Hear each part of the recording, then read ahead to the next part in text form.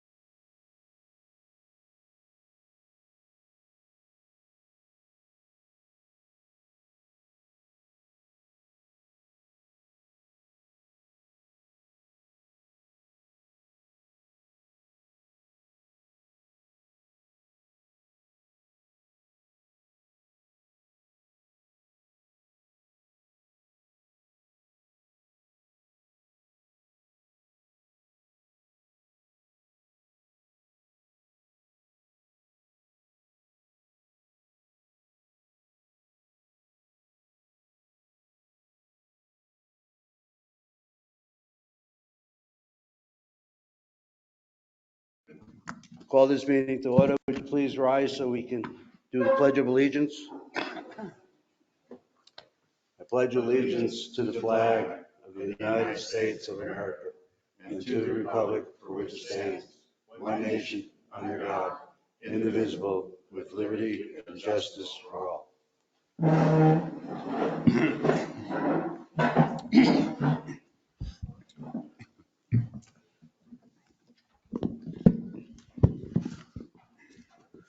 Okay, the next regular meeting of the Board of Supervisors will take place Friday, March 18, 2022, at 9 a.m. at the Community Center, 3500 Edgewater Drive, Sebring, Florida, 33872.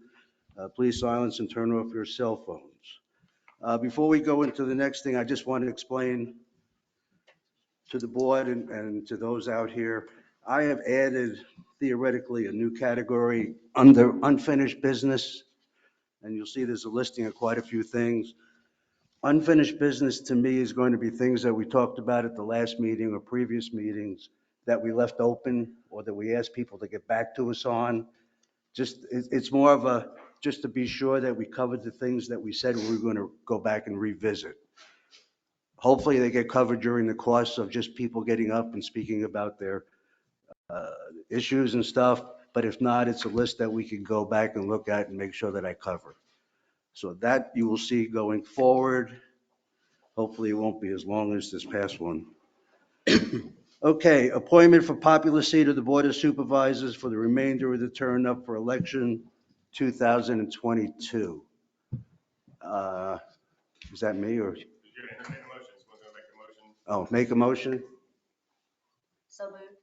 Second. I guess now you can discuss, I don't know, names were submitted or. Yes, Chris, sir. you want to update us on who? Yes, sir. We had two names that were submitted for consideration to fill the remaining of the term for supervisor hoteling. That election will be in November and the seat changes in January. And we had Mr. Francis Johnson, who also recently ran, and Mike Hurley recently retired. So those are the two gentlemen that have submitted their names for consideration. Okay, Mr. Johnson, would you care to say anything to us or introduce yourself to us? Good morning, everyone. My name is Francis Johnson, and Is it on? is it on now?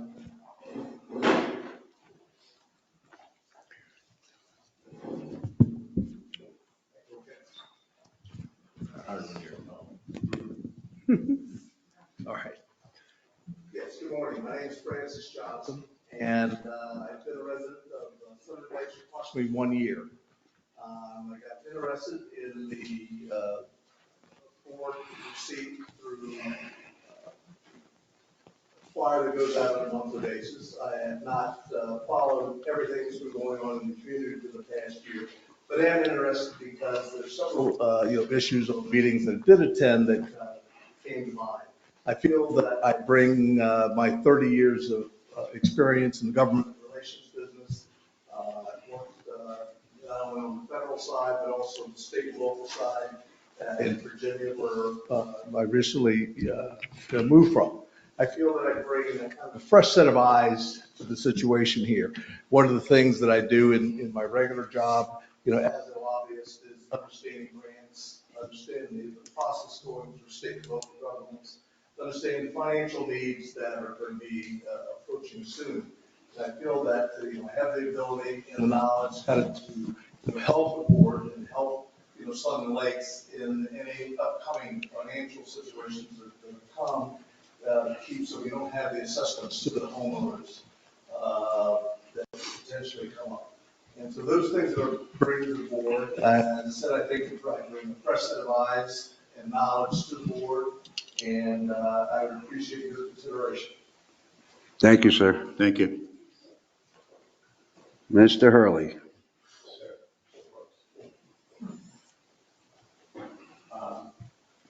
I think you're really open here. I've been here for 10 years. Mike Hurley. I was a facility director for the last 7 or 8. In the past, I was a facility we got here in Massachusetts for 34 years, for all the maintenance of the hospital. Here, basically, I started security, and I took over the facility. And the reason why I want to get on board, because I feel that I have to concentrate on the infrastructure of Sunderland. That's my key. I am a golfer, but I'm not a golfer anymore. I don't know if I would golf again, I support golf, but I also, but my first priority would be Sunderland, the whole Sunderland, the four, you know, the 4,000 homes that, people that we have, and, over the last 5 or 6 years, 7, 8 years, I've gone golf for 24 hours, I answer a call, you know, the phone 2, 3 in the morning, taking people to the hospital and stuff, so I'm really involved with Sun Lake, and I've always have been. So that's why I've been on it, you know, if you guys decide to want me, I'll do, I'll get on and help wherever I can. Thank you. Thank you. Somebody needs to make a motion on one of the two names. Do I have any motions on one of the two candidates? I move to appoint Mike Hurley. I second. There's a motion and a second. Motion and second, so we Discussion, vote. public comment. Oh, public comments, I'm sorry.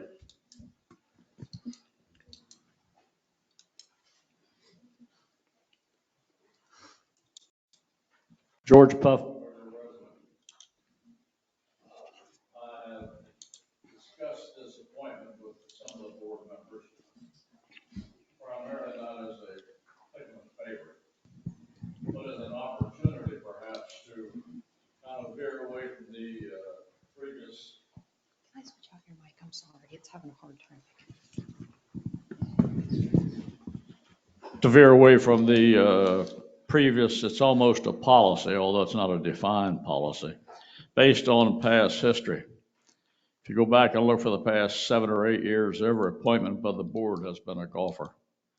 That's not all bad. If you golfers share the same outlooks and the same desires and growth for the district. If I was a board member, I would not appoint either one of these gentlemen. I'd operate with 4 members until November or whenever the next election is. There's no reason why you have to do that. I think appointments should almost become a thing of the past, except in an emergency. We need to have people, everybody in this district participate in the selection of board members. Neither one of the gentlemen would have my endorsement. I know both. Just recently met Mr. Johnson. He's impressive. I've known Mike Hurley ever since he's been here, so I don't have any access to grind with either one. My one is one of policy. When you compare resumes, there's simply no comparison. So even if you would select either one, you've got 9 months to determine whether they're suitable or not, because then they've got to make it on their own come November. And I think that should have been the situation today. I would have tabled it. I know that's not going to happen.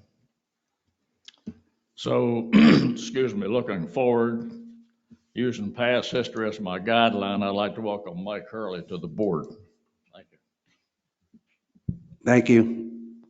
Any other public comments? Tom Costi, resident.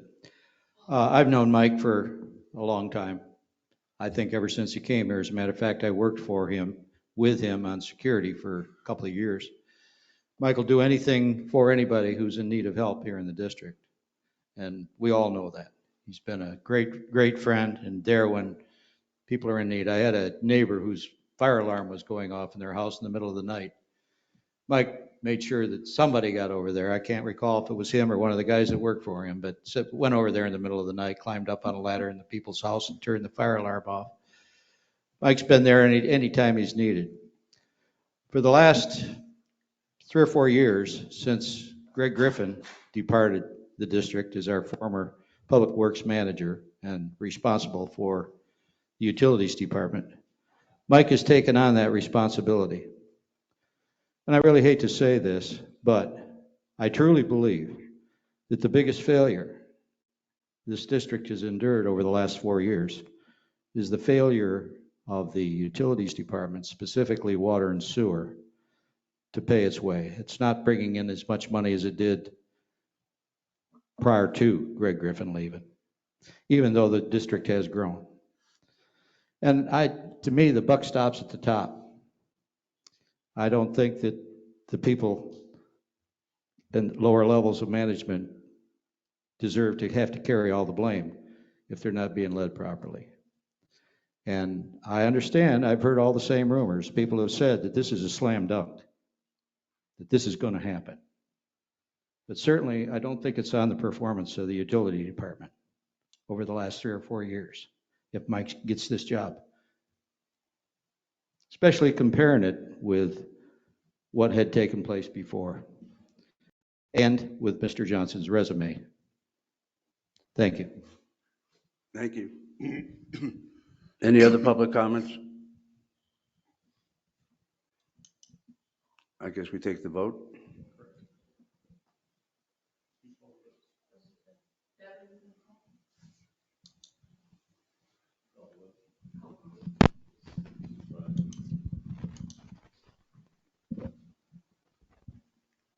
Mrs. Beverly Phillips, Yes.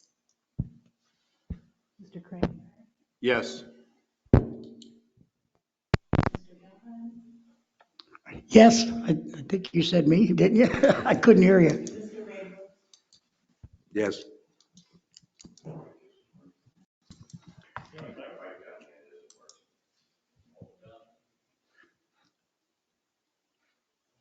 Okay, Mike, you want to come up and I'll agree to the oath? vote was 4-0. Mr. Hurley wins. And we give him the oath and we give him a seat.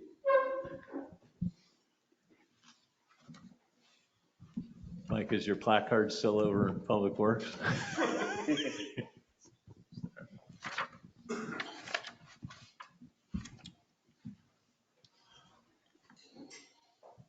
All right, I, Michael Hurley, I'm Michael Hurley, a citizen of the state of Florida and the United States of America, a citizen of the state of Florida and the United States of America, and being an officer of the Sun and Lake of Sebring Improvement District, being an officer of the Sun Lake Improvement District and a recipient of public funds, and a recipient of public funds, do hereby solemnly swear or affirm do hereby solemnly swear and pardon that I will honestly, that I will honestly, faithfully, and impartially faithfully, and impartially perform the duties entrusted to me perform the duties entrusted to me while in office while in office as a supervisor of the Sun and Lake of Sebring Improvement District, as a supervisor of Sun Lake Improvement District Board of Supervisors, Board of Supervisors, and will not neglect any duty and will not neglect any duty imposed upon me by law. imposed on me by law. Thank you. Very much. Thank you very much. Michael, congratulations. Welcome aboard. Before we go forward, I would like to say, Mr. Johnson, we have 2 seats coming up in our next election. 2 vacant seats in the November election.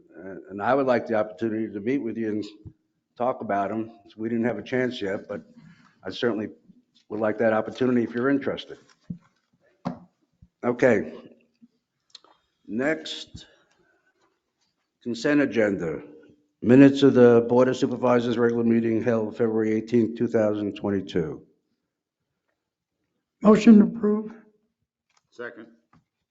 Any comments on the consent agenda or on the meeting notes? Okay, I had 2 comments that I already mentioned to Chris the other day. On page 16, Mr. Hoteling is mentioned, and obviously Mr. Hoteling is not part of the board any longer and was not at the meeting. So I'm not quite sure if they were referring to him, but they addressed it in the notes as if he was here. So I asked for that to be corrected. And that was all I had. So any public comments? I guess we're ready for a vote. Any other board comments? Public comment. All right, we're ready for a vote. Yes. Yes. Yes. Yes. Yes. Okay, now we come to the part of the meeting, public comments on anything that we're not going to be discussing somewhere down the road today. Any public comments on anything other than what's on the agenda? I have a question. Yes, sir. On the, I didn't quite catch the conversation on George on unfinished business, Yes, and the items that are listed A through J. yes. Are they discussion items or are We, if they're not covered throughout the meeting, I will bring them up for discussion. Yes, sir. my question specifically is item G, code enforcement.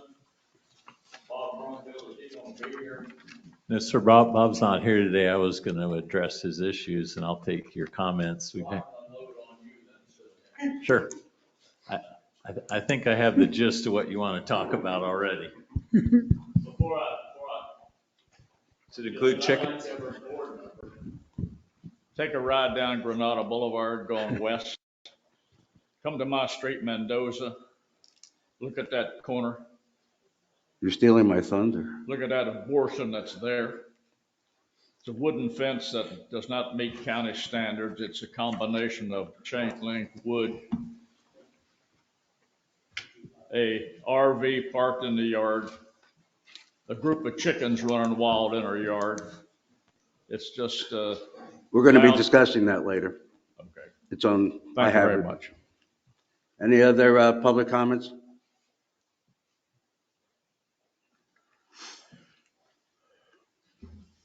Mark Camp resident. Congratulations, Michael, on your appointment. Thank you. And I would also like to thank the general manager with getting the minutes as well as the audio on in a timely fashion. And I know that from now on, it's going to be on within 3-4 days, I guess, something of that nature. So that's great news. Hate to start out on a bad note here, but I've been a resident for 11 years here. I've watched now, all of a sudden, we're getting a wonderful boom on housing, which is good for the community. I am a golfer, but I also have subscribed to what Puppenberger said earlier, that this community is not only about golf, okay? So I try to look at all sides. I think the board has gone to a position now where we have an infrastructure issue, but they've started to address it. They put a plan together, and now you're kind of looking to ways of funding it. So I think that's great news. But we do have some other areas that are of major concern. And unfortunately, it seems to come back to golf a lot. The golf course has approximately $4.3 million in the budget, which is about a third of our budget this year. Okay? I don't quite understand why things like that practice area or the bunker over there is not completed. Now, there might be a legitimate reason for it. I just want to make note that here it is and it's not done. Small thing. The other part is we have a membership directory. We're in March now. I don't understand why we can't put this online and have it updated. Why are we in March waiting for a hard copy on the directory? Also, the greens. The greens are in the worst shape I have ever seen in my 11 years here, and I've heard all the reasons why. I've heard the reasons of weather. I've heard the reasons of water. You put green loops in there to protect and save water as well as manage water. It's not that we had a lot of rain, so they're a mess and we're losing them. The other side of the coin is also the cart pass. I thought those were going to be fixed as Kohina, I believe that's the correct name. Those you drop off, there's big drop offs as washboards, okay? I don't know, maybe he's been here, maybe he hasn't. Mike Stevens, your regional man, can I ask that question? Has he been here? You're talking about the agronomist? Yes. He's not He'll here. be an agronomist here next week. Yeah, but Okay. Mike's gone. Has he been, oh, Mike's gone?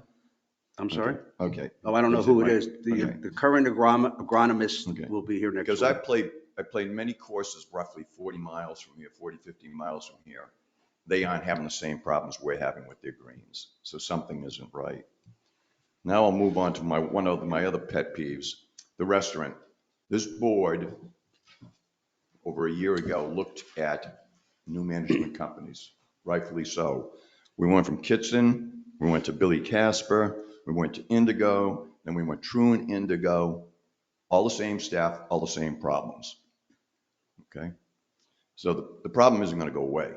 The restaurant now has decided, because they can't manage to get maybe appropriate staff, that they're going to buffets on Wednesday night.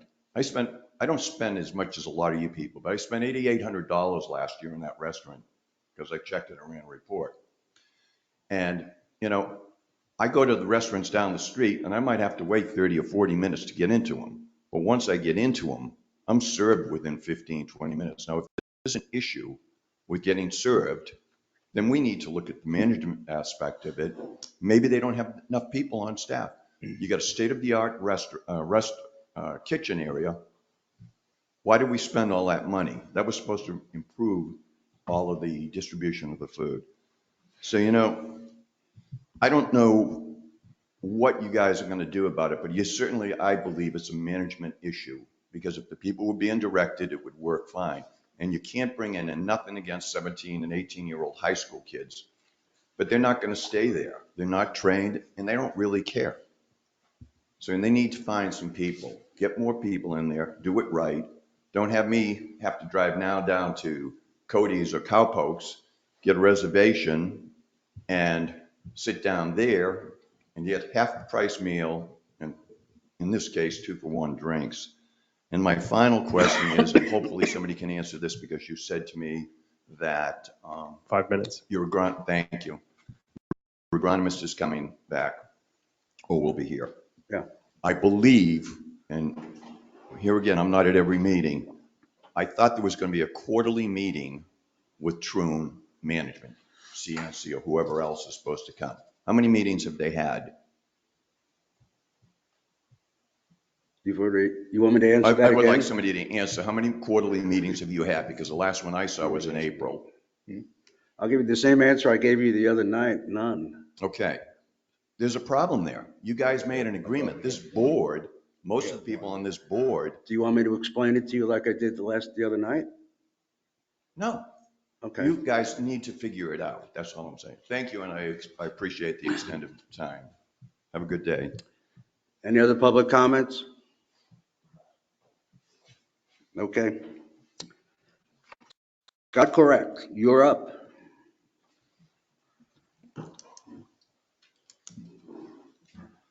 Good morning, Scott Kerouac, Highlands County Commissioner, District 3. Just a couple things to report back to the board. Last meeting I was here, I had a question about the extra garbage can pickups. Okay, I spoke with staff about that, and we can enter into this one of two ways. If you folks want to put out something on your newsletter and either have them call your district office, or I can get a phone number for the county for them to call in to see how many residents that you have that want to surrender either one of their cans. We will compile a list, and then we'll set up a date to get those cans picked up, and work through that process with you. Because we don't know if we're talking 20 residents, 100 residents, 300 residents, but we'd like to get a scope of what the community is looking at as far as people that want to surrender their cans due to the elimination of the curbside recycling. So we can certainly work on that with you. And we haven't had a lot of calls countywide for people wanting to surrender their cans. A lot have either been using them as garbage cans because the one can wasn't enough, or they're keeping it around for when they have company or what have you, and they have some extra capacity or what have you. So certainly if you have residents out here that want to surrender a can, because each resident was given 2 cans and they're registered, those cans have barcodes on them and they're registered to that residence. They belong to the residents, not the occupants. So if they sell their house, they leave their cans behind. So we want to make sure when people surrender the cans that we have record of them surrendering their cans. So when somebody, or they want a can back or what have you, that they're not going to be charged for that can. We're going to have to keep track of people that surrender their garbage cans and no longer wish to have them. The next item is that I had received an email from one of your residents about the ARPA funding that the county was awarded. And I also communicated with President Brooks about this briefly, and I spoke with our county administrator. If you folks want to submit a list of projects that you're working on out here at the district, I've spoke with our county staff, and we will look at each one of those projects and see if any of them would be eligible for current funding under the Treasury guidelines. So certainly be willing to work with you on any of that stuff. Is there a particular way that you need this to be submitted to you, or? I would prefer if somebody could report to your general manager, and then Chris could submit them to our county administrator. And then I will get brought up to date on the list. And as we go through those, I'll report back to the district here during your meetings. Okay, I'm thinking there's 3 projects. Utilities and recreation. Well, the plant, Right. the sewer improvements. Right. That's 2 for sure. Yeah, the Treasury Department Oh, has. and Schumacher. The Treasury Department has made some revisions on the guidelines for ARPA funding. So there has been some revisions made. We would just have to look at each one of those projects, get a little bit more details. And our staff needed additional details on these projects because we do have a consultant that the county contracted with that is looking at all these projects and their eligibility, like I've spoke with in the past and we graded those projects on a 1 to 5, 1 being the most eligible, 5 not likely. So certainly any projects that you folks have, we can run up the ladder the same way for you. Well, we'll be happy to send that to you. Absolutely. I mean, the county got, my research says the county got 20.6 million and Sun and Lake got 0. Yes. Yeah. And it all has to do with project availability, is on the eligibility of these projects. And strangely enough, I mean, this is a federal program, so please understand these guidelines are set by the Treasury Department and they're very specific guidelines. A lot of them are tied to emergency infrastructure and things like that because it was something that came out during the pandemic. So I can share with you there's one sewer line extension program that was eligible for funding for the county, and that is to our Emergency Operations Center on George Boulevard. And that is on a septic tank system now. We're expanding the Emergency Operations Center because of the lack of size that we had in recent emergencies. We had people sleeping on floors and hallways and what have you. So we're expanding the Emergency Operations Center, and it became eligible for the city sewer to be extended down to the Emergency Operations Center to service that as an Emergency Operations Center. So I don't want to get too much into the woods on what would be eligible and what not, but my commitment certainly is to take any of these projects and see if they're eligible, and if they are, I will advocate for funding for the district. We certainly would appreciate that. Based on my reading, at least 2 out of the 3 are fundable. Right. And I will be glad to have those, absolutely, for staff to look at those. And if I need to bring a staff member back with me to one of your next meetings and explain that, I'll be glad to absolutely do that. Anything that I can help the district for that they're eligible for, I will fight for you to get that funding for you. Absolutely. Well, we certainly would appreciate that. Yeah. And if anybody has any questions for me, I'd be glad to answer them. But that's all I have for today. Thank you. Any questions from the board? Any public comments? I'd like to ask, what's the situation on garbage tags and not surrender line? Wait. That's not how we do it. That's not how we do it. We go up to the podium. I'll catch you back. To begin with, thank you very much. Who are you? Dave Halvig, resident. I've read those guidelines. We need to make sure that anything that we ask for complies to the guidelines to make sure we've got a better chance of getting an approval, for one thing. And can we get a commitment for a timeline for when this application might be submitted? I mean, we need to set a timeline. It shouldn't take that much. I mean, we got all these things that we need. as far as infrastructure, health and safety and everything else. Can we get a timeline for when the application might be sent to the county? Well, we'll have that to the county next week, and I'll give the board a status update. We're also looking at funding through the WIFA, the water infrastructure, that federal infrastructure program. That is loan, but it's low interest loan, and we also got some information on another federal grant program that was designed for special districts. And there's not a large amount of money in there, but we're going to throw a couple applications in there too to get on their list. Okay, we need to strike while the iron's hot. Thank you very much. Thanks again, Commissioner. Thank you. Yes? Tom Costi, resident.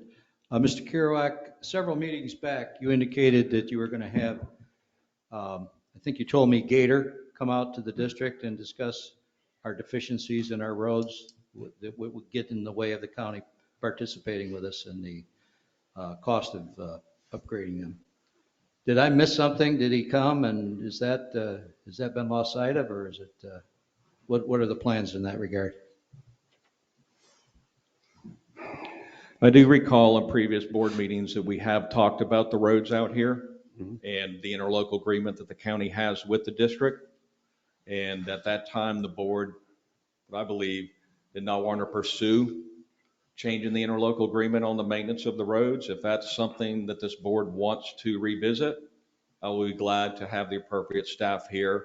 And if you want to set up a special meeting or a time to discuss that, absolutely. I have no problem with doing that. Well, let me ask you a question since the public is here. George Puffenberger, I guess my question was, and it's not surprising for me, I was not aware of the situation where you might pick up garbage cans. What's the alternative if you surrender your garbage cans?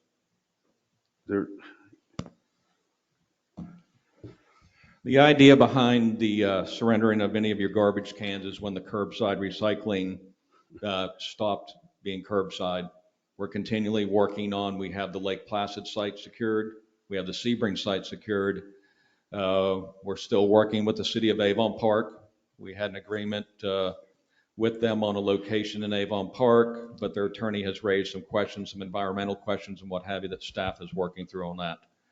And we had some residents that if they no longer needed their green recycling can, because usually if there's only a couple people in the residence, the blue can was plenty big enough for them. And instead of an extra can taking up space in their garage, if they chose that they no longer wanted that can in their way and they wanted to turn it back in, that we would develop a means to do that and pick up that can and have a receipt for the surrender of that can to our vendor, to Waste Connections. So if you ever sell that house or you desire to have that can back, that we have record of that, because right now, if you want to add an extra can, you have to pay for that. So yes, this was something we've discussed a number of times. We have not had many inquiries at all county level about people wanting to turn in their cans. You can bring them out to Waste Connections if you want out on Highway 98, and they will acknowledge the receipt of it. But certainly that's not very practical for people that have a small car or something and getting that big garbage can in the back of it and hauling down to the south end of town. So we will coordinate if the residents here want their cans picked up. We'll find out how many there is, and then we'll coordinate an effort to get that taken care of. Okay, thank you. Any other comments from the public? Okay, Ariel, what newsletter are we able to get this in? So the next newsletter that would be going out would be let's see, we're in March. So it would be this newsletter coming up that would cover April. So it would be the newsletter that goes out this month in March with the March utility bill. So it goes out the end of this month. So you can get it in that one still? Yes, we can get it in that And one. what date are you going to set for them to reply by? So that then we would have to compile it and get the information to Scott. I think that it would probably, Scott, you did say that we can put the county number in there that they could call directly. Is that? Yeah, what I'd like to do, if No, And- we're going to and we'll- compile it. Yeah, and we'll leave that up to you folks on whether you want your residents to call your district office and you keep a list and see how many there is. And you can send the list to us and I'll report back on how we're going to take care of that. Or if you want a county number to call in, I will get with our administrator and let's- have them let's- get with Chris. Let's at this point compile it. If it's Okay. a very short list, Mhm. then we can go the telephone number route and have them call individually. But if it's a Okay. significant amount, Then we'll it's work probably with it. worth their while Okay. to Yeah. deal with it all at once. Yeah, I can tell you, if it's like 30 or 40 people on the list, we will just get a county pickup truck on a trailer and we will choose a certain day and we'll get those addresses Okay. and we'll come by and pick those up and give the people the receipt for their can. Cool. So Okay. what I would ask then is that we do that by asking that they email us, just so that we have a written record and we can go back and look. It's a lot easier to keep up with the emails than the phone calls would be my only ask. Whoever it is that we appoint to be the person to compile that list, that way we've got a written list. Obviously, if they call, we're going to put them Well, on. Chris, the list. you will appoint somebody to compile the list. Okay. What date are you going to put in the newsletter? They're all going to have it by what date will they have it by? I don't know how long we leave it open. I was kind of thinking off the top of my head, end of April at the latest, if it goes out in March. 2 weeks. Hmm? I would only give them 2 weeks. If Okay. you give them a month, it's just going to go to the wayside. They go out, what is the last date that they go out? Approximately. For the newsletters would be sent out with the utility bill in the second, or probably more realistically, the third week of March, April 15th. April 15th. Sounds Next perfect. day. Good date. Anything else for Commissioner Kuric? Okay, thank you, sir. Action agenda. Proposed wastewater facility development charge study. Sure. Chris. This was a report. Need a motion in a Oh, second? I'm sorry, need a motion? So move. Second. Chris. And this is the water and wastewater capacity fee, or you could call it a connection fee that home builders and developers and those building homes pay to the utility as a fee to hook up their water and sewer. They're basically paying for capacity in the system, paying for the construction of that system. And the district engaged the Florida Rural Water Association to do a report and come up with the calculation on what that fee should be. And they brought back two different figures. You know, one is a useful life and one is a total replacement cost. And online, we have Sterling Carroll with the Florida Rural Water Association, and he was going to make a brief presentation and just some remarks about the study and provide data on that, and then take any questions from the board. And Sterling, are you online? Yes, I'm here. I don't know if you can see me or hear me. We still haven't perfected this yet. Can you hear me, Chris? Okay. We'll go on without Sterling. Why don't you explain to us basically what we have here and what you're recommending? I'm here. Correct me if I'm wrong, if we decide on something today, then we have to adopt it in 2 weeks at the next meeting because we have to notify the public of what we're doing. Is Yes, that sir. correct? And what we'll do is we'll ask the board to set a public hearing. It'll just be set up. It'll be noticed in the newspaper like a public hearing, and we'll present those numbers to the board. The board will make a final decision. So the board's option right now is Hello, Chris will Chris. make a recommendation. We have to decide if we want it, or we want to change it, or if we want to do anything. If we do make a change or want to raise the rates, he'll put it in the paper. We'll come back and officially approve it at the next meeting. Yes, sir. And then that rate would take effect 30 days after the public hearing. It would be put into effect. And I will say that fee typically is of course paid by the home builder, whether it's a private resident or the company building that. They pass it right on to the homeowner, so the only people it's impacting are new homeowners. And some people don't like the idea of raising those fees, but it really adds value to your home. You know, you've paid that fee, and if the fee goes up in the future, you've just added more value to your home. I'll say on one side of caution, sometimes you see the larger builders, they'll come in and knowing those fees are going up in 30 days, they'll prepay a large amount of those fees. So you are recommending what? I'm recommending the used and useful life portion of it, and that it be implemented over a 2-year period. So you're recommending for the water connection going to 2630 from 1,000 and do it over a 2-year period, so it'll be 50/50? Yes, sir. And you guys can figure out the rest. And You guys have any questions on this survey or study or recommendations from the board? I have a question. Yeah. So Chris, they'll have, so say like if somebody's building 10 houses, they have the option to come in and pay early, so they don't have to pay it after the 30 days. Well, they'll be paying a lot higher rate. Right. So right now, you know, once we have that public hearing and the board would officially approve that level of increase, then that would go into effect 30 days after that public hearing. But the 30 days before they can pay up front at the lower rate, is that what you're saying? No, they have 30 days to pay Oh, at they the have lower 30 days rate. to pay. And once that higher rate goes in after 30 days, that's what everybody's going to pay. And we'll make sure we notify all the builders. And like I say, public notice, we'll put it on the website so they're well aware of that increase. And basically, that increased amount is directly for capital improvements to your facilities. They look at what it costs to build a plant. They put $1 per gallon price on that and move forward.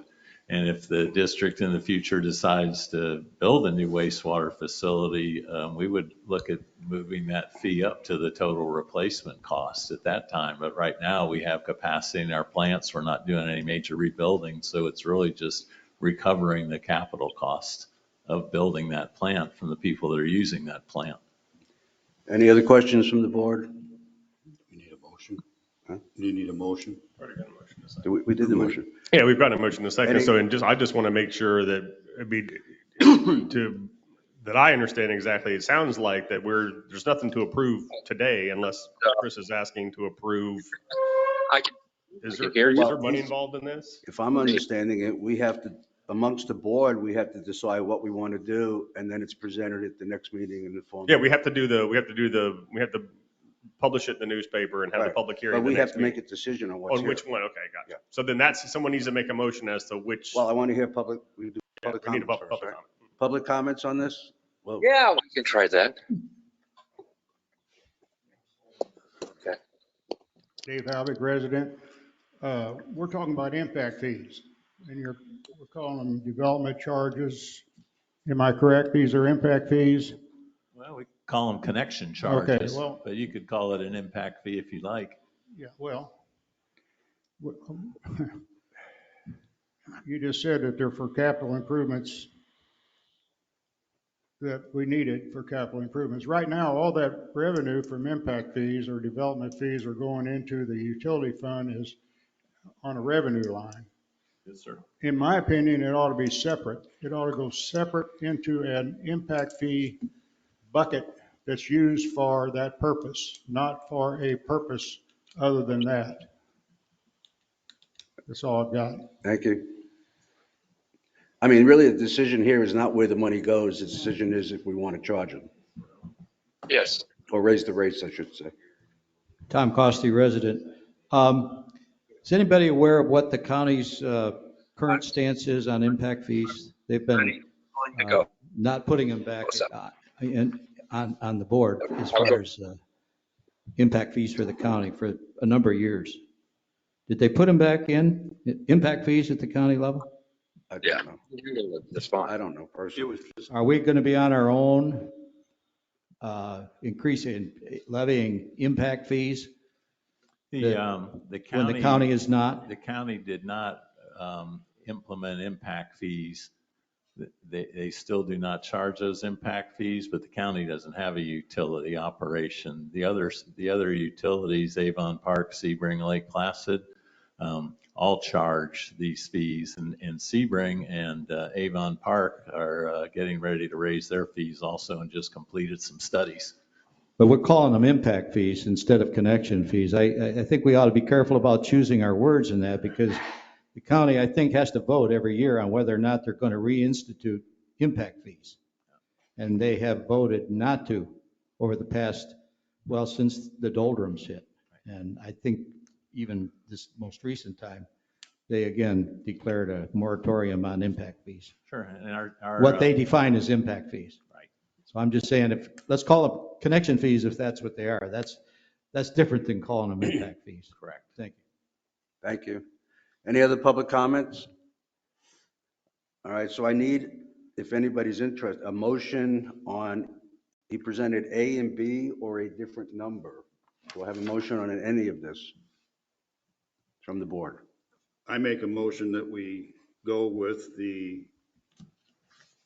my understanding is the remaining life figures, which is 2630 and 4070. Yes, sir. And implement that in over 2 years. Yes, sir. Do I have a Second. second? Second. We have a vote, please. And could we also ask to add the public hearing for this on March 18th? Oh, we don't have to vote on that, but I assume that's what we have to do. Yes. If the board approves it, then we would have a public meeting saying these are the prices that we're going to over a 2-year period of time. That's what should be advertised, and that's what we'll address at the next meeting. Yes, sir. Beverly Phillips? Yes. Craig Herrick? Yes. Mike Gilpin? Yes. Mike Hurley? Yes. Ray Brooks? Yes. Okay. Thank you. We'll get the word out. Proposed adoption, revised golf rules and regulations. I think Supervisor Phillips, were you the one that brought this to everybody's attention? At the last meeting, or was it you, Mr. Herrick? That was the dog park she brought up. How about the dog park? We need a motion in a second. Make motion to approve. Second. Okay, who brought it to everybody's attention? Well, originally, I believe this was all related to our incidents with, excuse me, Mr. DeLongchamp and how we went about. I'm sorry, Michael, I skipped to the wrong one. I'll come back. That's all right. Huh? Can we do dog park? I'm not talking about dog park. Oh, golf. I'm sorry. I turned the wrong page. I apologize. Yeah. This was brought up when we had a discussion with Mr. DeLong, how we handled the Mr. DeLongchamp issue. And so we asked to make adjustments to how we proceed and to show more compassion to our residents and members on how we handle disabilities where they are no longer able to take part of the membership that they paid for. And so far, I believe it's been very successful in the altering that we have done here. We've used it one other time so far that I know of. Yeah, so basically option number 1 on there was the one that we've always used. I mean, I couldn't tell you when it started because it was well before my time, so it's been a while. I did, a couple months ago, we talked about 2 more options, and we've narrowed it down to adding just the second option of being able to add a proration to the second half payment, which occurs on or by the end of January. So those are the 2 options that the board agreed on in our discussions, and that's what's before you today, is to approve those 2 options. So this piece of paper that you gave us, this with the changes, that's how you want the policy to read? That is what the board agreed upon, yes. That's how you want the policy to read, right? Unless you want to make an adjustment, yes. Okay. I mean, what? We decided, he's doing what we decided. Okay, are there any questions from the board? Is everybody happy with what he's proposing? We're good? I can't find them. I would lose 4-1 on this one. I still don't understand. Well, do we have, okay. Huh? Right. What? I'm not looking for a vote, but I just want to make sure I get a clarification. If I pay in two halves and I become injured, before the second half is paid, the monies get applied to the second half. Is that correct? Do I have to say that again? Yeah, so say, Wait a minute, is that what I said correct? well, I just want to clarify, I was Okay. having a side conversation. If I'm making two payments, I get injured during the first payment, the money is applied towards the second payment. Is that correct? Correct. If I pay upfront for the year and I get injured, it's going to be applied to the following year. Correct. If it's after the second payment, that's how it's always run. You've always got the credit the following year, so that part's been in there. We just added I just other want to make options. sure that when I'm right. So if you pay That's for the correct. year in September and you get injured the same month in November or December, Correct. you're going to have to wait to the following year to get the credit. So really, why would anybody pay in the full amount when you can pay twice and not get hurt? Most people don't. Most people use the two-part option. I mean, that's up to them. Okay, I'm just, for the board's benefit, I'm thinking that's not the right thing to do, but if the board agreed to it, that's fine. Well, I don't recall agreeing to this particular language. Now, maybe I did vote yes on it. This doesn't resolve the issue that we had with Mr. DeLongchamp. And again, had we gone ahead and allowed him to pay for, I believe it was 2 or 3 months as a double up rate, if you will, because he hadn't paid anything, the district would have won because we would have gotten income in and we would have satisfied the member or the resident. It would appear to me that common sense between the general manager of the Indigo and the general manager of Sun and Lake could make a decision on whether or not there's reason that we should allow an exception to the membership rate. I don't think we should have to be involved in all of those decisions. If we find that they are being abused, then we can take issue with who, if it's becomes a PAL issue, we take the managers aside and tell them that's not how we're going to operate.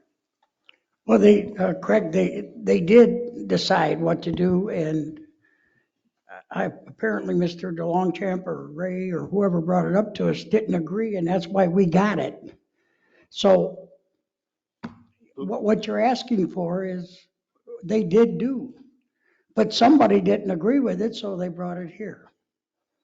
I mean, I don't know what. It was brought, there are always going to be exceptions to every rule. I don't care what anybody says. There's no rule that's perfect. Nope. And there are going to be times when people have to make decisions on a rule that's in place.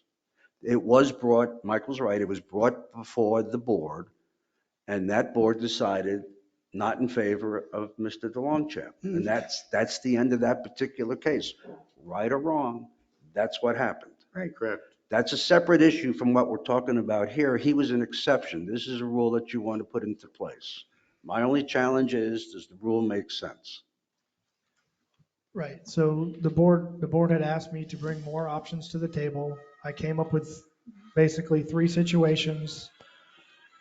The last discussion, we talked about the third option was the one that I felt would have helped Mr. DeLongchamp, was the third option that I had in there that we took out. Would have been Mr. DeLongchamp is history. The board at the last meeting said they didn't want to keep that one in there. We took that out. So we took that one out, and that left us with these 2.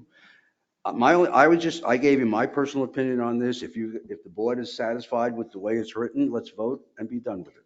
Okay. Is there you guys want to comment on it? Go ahead. Any further? I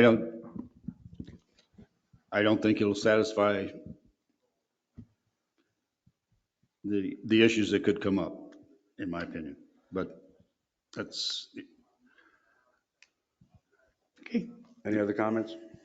Yeah, I have a comment. Aren't we better off to let Mike know? Aren't we better off to let the manager, make the decision and then it doesn't come back on us? Hello? There you go. Sorry. Aren't we better off to let the managers make the decision? Like Craig said, it's common sense. Yes. Yeah, he did make the decision. We are looking at a. Somebody didn't like it, that's why it came back. We're looking at changing or not changing a policy. he made the decision based on what's in the policy right now. I mean, he can take it from here. Once the policy's set, then he should interpret it the way he sees fit. And then it's his decision. Yes. Okay. Yeah. Any other comments from the board? Any public comments?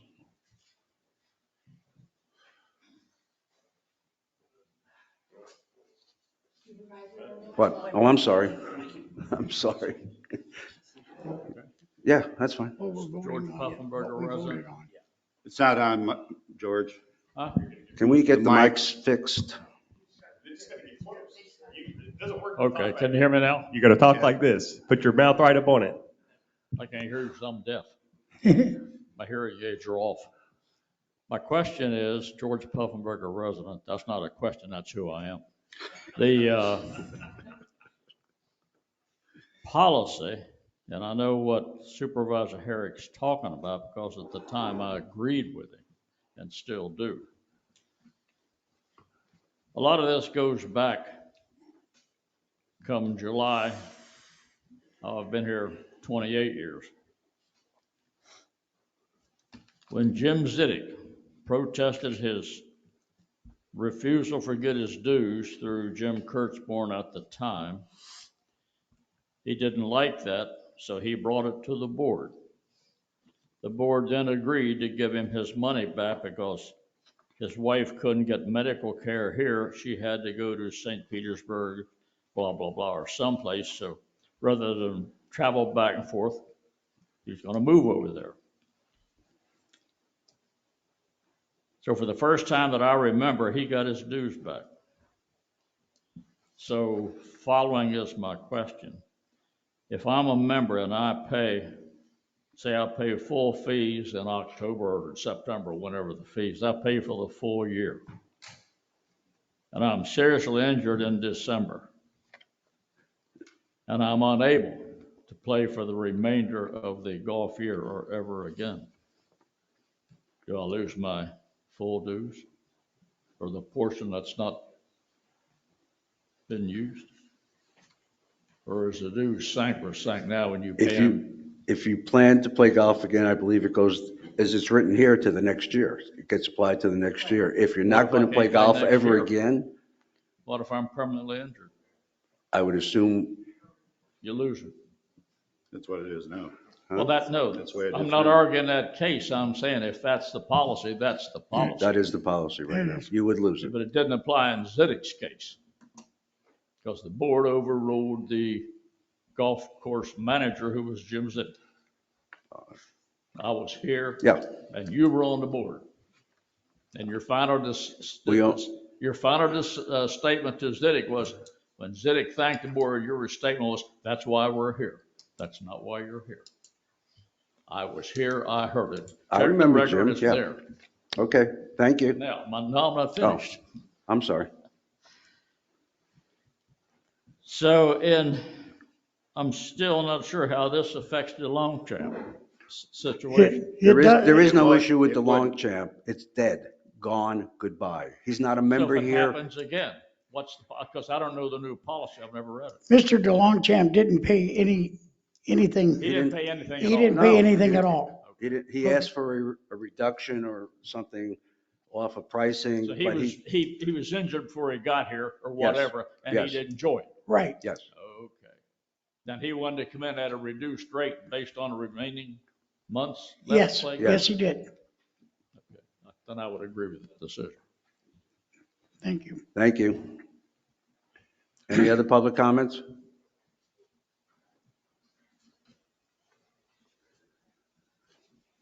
Dave Valley resident. This is not on the subject matter. Well, then we don't but want to talk about It it. is about, golf rules and regulations. If I can ask a question about dress code. Do we ever enforce the dress code that's on the books? Then why do I continue to see people out Let's there? bring this up when we go over his report for his area of responsibility. It's not part of this conversation right now. Okay. Thank you. We have the vote, please? Supervisor Beverly? Yes. No? Supervisor Gilpin? Yes. Supervisor Mike Hurley? Yes. Supervisor Ray Brooks? No. Vote passes 3-2. Proposed dog park rules and regulation. This is where I apologized before. Supervisor Phillips, was this something you brought to attention to the board? Yes. We need a motion in a second. Oh, we have a motion on this, please. I so move. Second. Supervisor Phillips. Okay, these regulations that you. Speak up, Bev, we can't hear you. The regulations that you're looking at are posted on the gate to the dog park. The problem is that there's no enforcement of these rules. There have been several, I know this because my dog is at the dog park twice a day, in the morning and in the afternoon. And sometimes there's so many dogs in the park that there's not room for my dog. My dog is a 60-pound medium dog that goes in the large park. What I would like to bring to the board is if there's any way we can put some kind of and I know that it's supposed to be free, but we need to have some kind of security or a swipe card or some kind of enforcement of these rules. My dog got sick last week because the gentleman across the street was feeding peanuts again, and he's been asked 3 times not to feed the peanuts, not to put the peanuts in the dog park, and he did. So something has to be done. Okay, let's start here. Does anybody on the board have a problem with the rules as they're written? No. Okay, so we're okay with the rules. The rules are So I fine. know there's 2 issues that I can think of. You're saying security is an issue, and I believe Michael. Yeah, it's just, I agree with Bev. Our dog goes down there too, and it's just, there is one person that's out of control, and then there's another dog in the big dog park side that has a problem, but the only thing I don't agree with Bev on is I would like, we just needed some of the rules enforced. I don't want this to turn into, I will bring up this summer to enlarge the dog park, to try to get us to be able to do that, and maybe move the entrance to one of the sides. Other than that, we just need, I don't know how we can do it other than the dog owners enforce it. But we can't just come up to somebody and say, I don't think we can, Dave, and say, your dog's not allowed here, or quit feeding peanuts to the dogs. I've got to call into Bob Swain, who's the city attorney for City of Sebring, and I just haven't been able we haven't been able to connect yet. But the district owns the park. Mhm. So based on my current knowledge, I think that we have every ability, to trespass people or no trespass people that continually, violate the rules. So do I think that we need to come up with like I say, a lot of it just depends. I guess the honor system is what we've been on so far, and it's not working. Right, So and all we need is, and Bev is completely right, it just, we need somebody to be able to say, you're no longer here because you're breaking these rules, or you can't do this. Well, And I think it's kind of like the golf course. You'd have to be polite on the golf course And if you're not, you're taken in, and if you're written up 3 times, you're asked not to go to the dog park for 30 days. I mean, you have to have the consequences have to have a reality of you're going to get your privileges revoked. And another issue that I'd like to have was there was a young puppy there that has not had its shots. I mean, do we have to register our dogs to make sure everybody's got their shots? Yeah, because like I say, it's open to the public. So, I mean, I don't know how we would police something like that, for lack of a better term. So. But it's. Why is it open to the public? It's just Because public funds were used to build it. No. Not at all? No. I believe it was funded by us and only us. Right. So it should only be, I mean, we have the ability to restrict it to the district. And we can, but the 2 people that we're having the trouble with, the guy that feeds the peanuts, he lost his dog because he lives on Edgewater, and they kicked either him out or he had to get rid of his dog. So he got rid of his dog. And the other person who's biting their dog are residents. This will not, if we go to a swipe card or anything, this will not resolve it, because the 2 people we're having trouble with are legally can buy that and will come in that park. But So- if we do like we do on the golf course and issue 3 warnings, then we can ask them to not come on the golf course for 30 days, in dog Well, park. we can do that now, I think, Bev, can't we?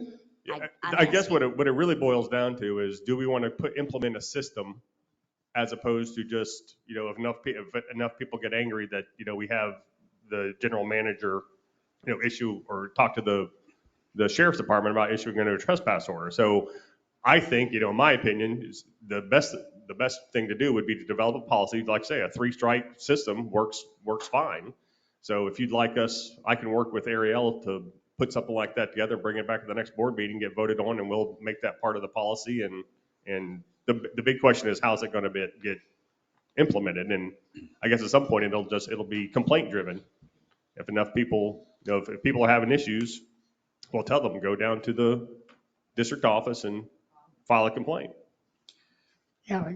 Ariel, your letter suggests that RPAC funds were used? So that's what Amanda and I were just speaking about. No, they weren't. In the budget documents from that year, there was a mention of RPAC funds potentially going for it. But what Amanda is saying is that she does not recall that we did actually pursue those funds. The only RPAC money we used was for the shuffleboard course. Correct. And I apologize. So then it's a. Yeah, I misunderstood how that was used. So we don't have to allow anybody but residents there. Arguably, yeah, we could potentially restrict it to residents only. Jeff across the street. But how do you place that?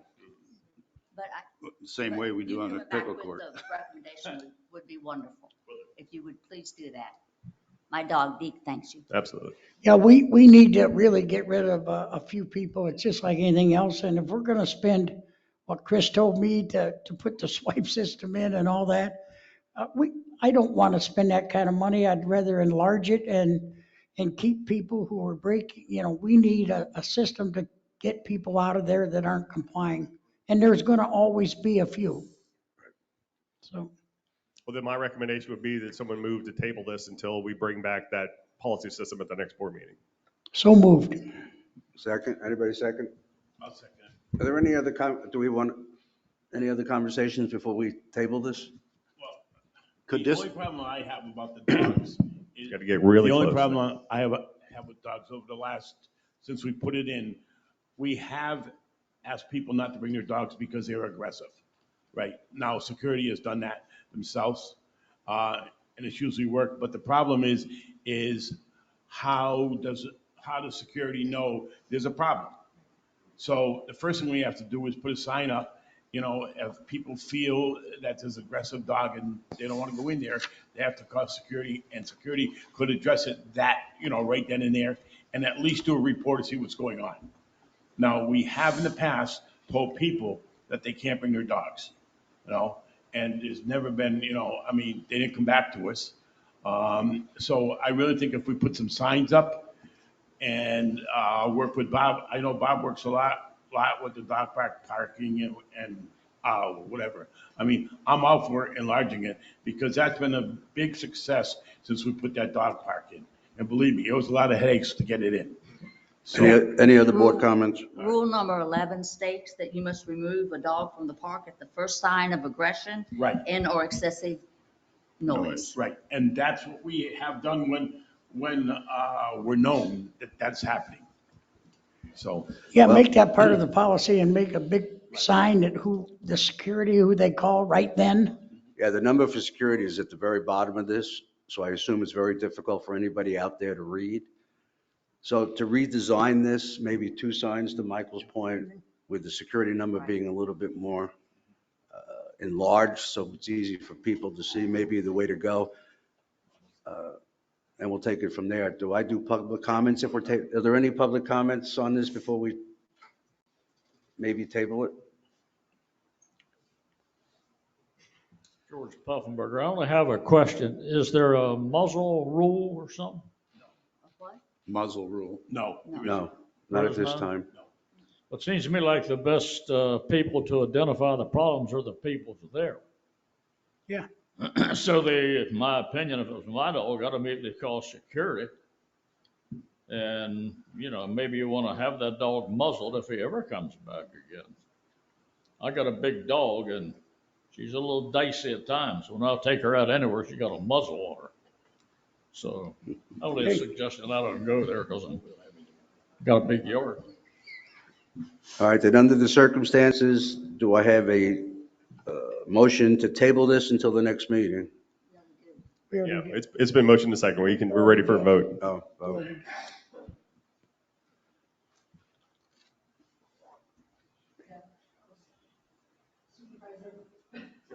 Yes.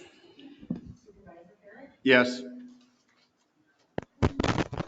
Supervisor Gilpin? Yes. Supervisor Hurley? Yes. And Supervisor Ray Brooks? Yes. Purchase of utility vehicle. Sure, that's my item, and when we were allocating funds for utility projects on February 18th and also in the capital plan for the FY 21-22, there was $30,000 in there for a utility truck.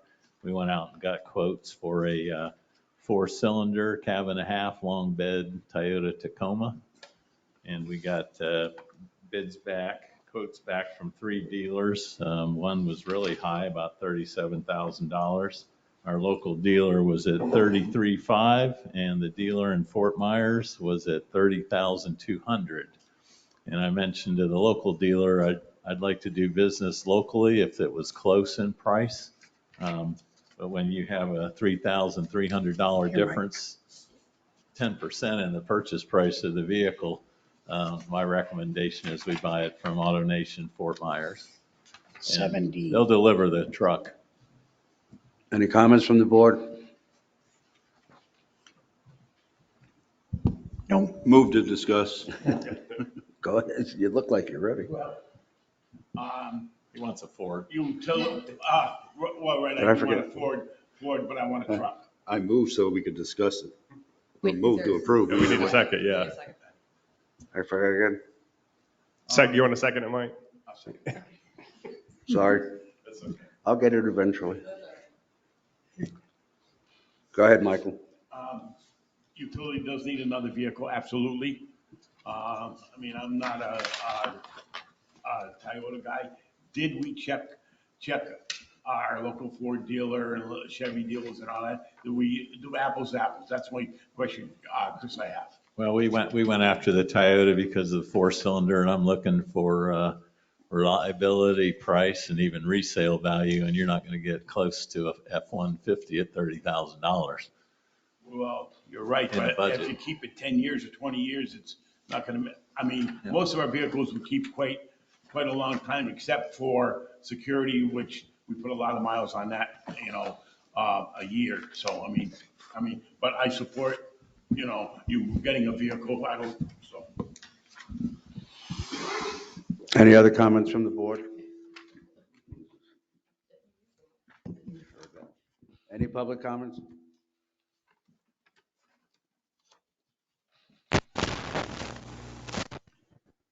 Supervisor Phillips? Yes. Supervisor Herrick? Yes. Supervisor Gilpin? Yes. Supervisor Hurley? Yes. And Supervisor Raybrooks? Yes. Proposed drainage project, this is an add-on. And again, some of these add-ons come because, we have to get the information to the board members by Friday. That's our responsibility, Friday before a meeting. That doesn't mean that business stops and things stop. So there will be from time to time add-ons, and we have 2 of them this week. Yeah, and believe me, I'd rather not do it, especially when you're looking at, expending a large amount of funds. But this item is laid out. We approved at the last board meeting to move forward with the phase 6 of the drainage plan, the 5-year drainage plan of those projects in the amount of $99,000, and it was plus $16,000 for the sod, and that left us about $40,855.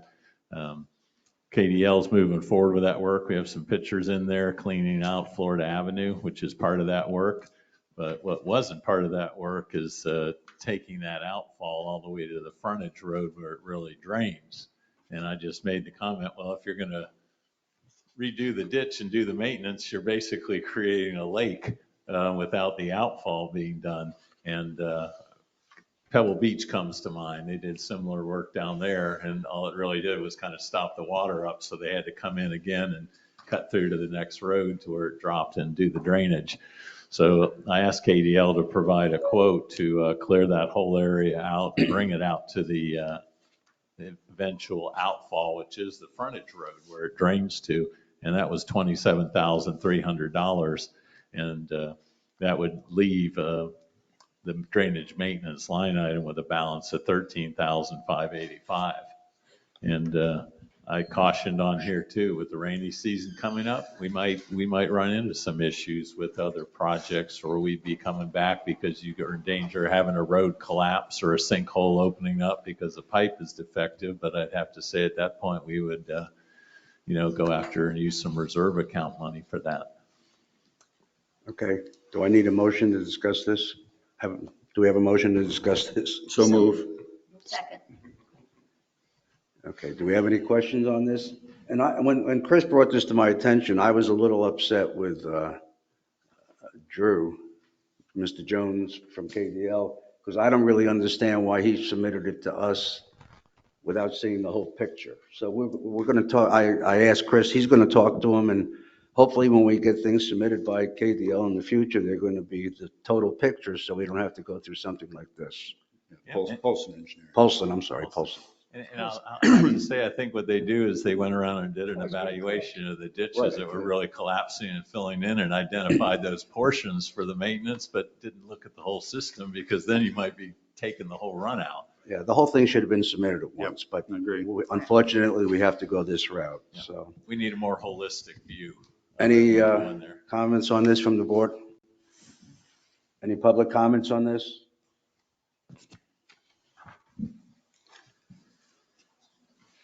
Supervisor Phillips? Yes. Supervisor Herrick? Yes. Supervisor Gilpin? Yes. Supervisor Hurley? Yes. Supervisor Raybrooks? Yes. Okay, proposed utility project. Unfortunately, this is another situation. Do I have a motion to cover this? So moved. Second. Chris? Sir. And this is the same thing, really kind of not looking at it holistically as part of that phase 6 drainage improvements. And it's great we're going in there, but between Barbarossa and Almeria, there's a 1,500-foot run where they're going in there to clean the ditch and do the maintenance on it. However, the low pressure force main sits at the bottom of that ditch, and it's not even covered. So if they go in there and start digging that ditch out, they're going to be breaking that line left and right. I mean, it's right in the middle of the work zone. And that's one thing they really didn't look at. And when they were doing the grubbing, they asked us to come out and check it out. And I said, well, yeah, you're right. We're going to have to either move it or relocate it. The only positive thing I'll have to say is that line needs to be replaced.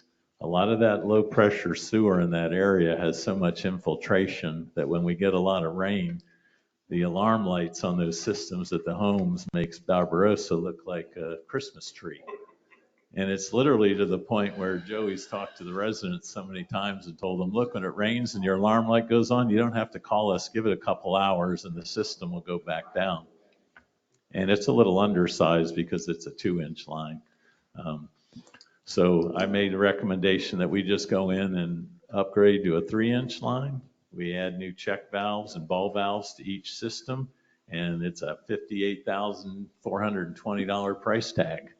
And we do have $250,000 in our infiltration capital budget. So it's an item that is budgeted, and while they're in there doing the work, again, do it all at the same time. And also give the people enhanced services, better service. Any comments from the board? Needs to be done. Yep. Any public comments?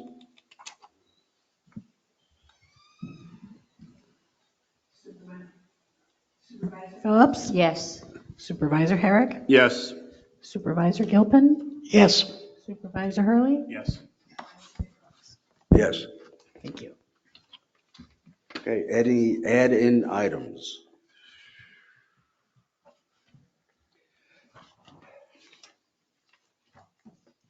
Is that a no?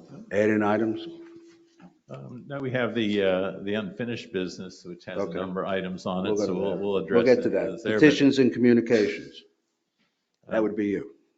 Yeah, and we did have a nice compliment and a shout out to Bob. We had a resident that had some hog issues in their yard and adjacent to it, and they sent us a very nice letter, sent it to me, that they wanted to compliment Bob for responding within a day and bringing out pig traps to help them out.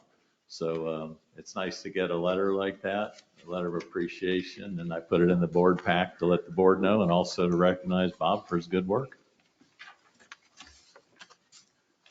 Okay, then we also have the revised calendar. That's just an FYI for everybody, so they have it. Yes, sir, and at the last meeting, what it was is it kind of pushed golf, so we moved that August 19th back to July 22nd.